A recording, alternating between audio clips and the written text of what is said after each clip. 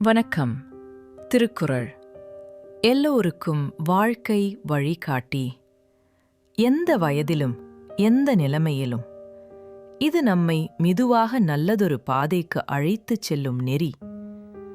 நாள் ஒன்றுக்கு 2 நிமிடம் மட்டும் கேளுங்கள். புரியாவிட்டாலும் பரவாயில்லை, நடைமுறைப்படுத்த முடியாவிட்டாலும் கவலையில்லை. கேளுங்கள், மெதுவாக உங்கள் மனதில் ஒரு மாற்றம் உருவாகும். கடினமான நேரங்களிலும் கூட அது உங்களை அமைதியாக தூக்கும். உங்கள் வருகைக்கு நன்றி. லைக் பண்ணுங்கள், சப்ஸ்கிரைப் பண்ணுங்கள். வாங்க, இன்று நம்ம திருக்குறளை தொடங்கலாம். இன்றைய குறள் அதிகாரம் 13 அடக்கம் உடைமை. குறள் எண் 122. வணக்கம். முந்தைய குறளில் அடக்கமானது ஒருவனை தேவருலகில் சேர்க்கும் என்று கண்டோம். அப்படியானால் அடக்கமுடைமையின் மதிப்பை வள்ளுவர் வேறு எதனுடன் ஒப்பிடுகிறார்? ஒருவன் இந்த உலகில் செல்வச் செழிப்புடன் வாழ்வதற்கு எது மிக சிறந்த மூலதனம் என்பதை அடக்கமுடைமை அதிகாரத்தின் 122வது குறள் உணர்த்துகிறது.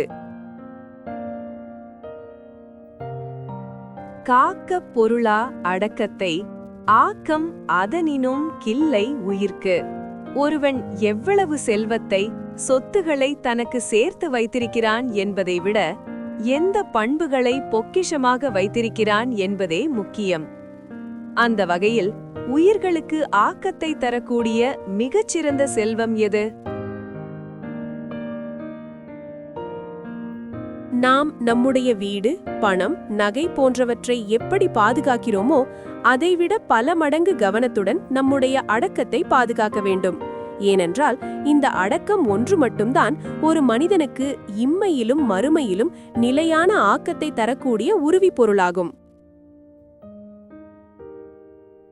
அடக்கமே உயிரின் மேன்மையான செல்வம் என்பதை உணர்ந்து நாம் அடக்கத்துடன் வாழ்ந்து உயரிய ஆக்கத்தை அடைவோம். நாளை வேறொரு குறளுடன் சந்திப்போம். உங்கள் மனம் நிம்மதியாய், உங்கள் வாழ்வு நிலைத்ததாக இருக்க நமது சேனலுடன் இணைந்திருங்கள். வீடியோ பிடித்திருந்தால் லைக் செய்யவும் மற்றும் புதிய ஞான கருத்துக்களை பெற சப்ஸ்கிரைப் செய்ய மறக்காதீர்கள்.